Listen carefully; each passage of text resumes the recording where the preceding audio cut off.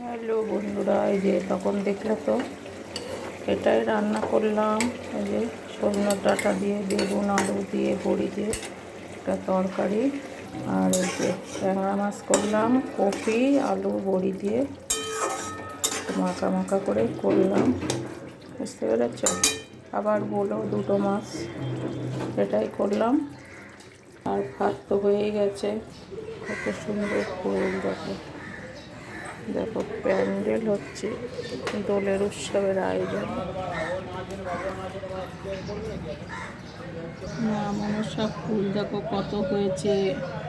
সামনে মনে অন্নপূর্ণা না বাসন্তী পুজো। এই দেখো কত করবি, লঙ্কা, কত লঙ্কা হয়েছে দেখেছো?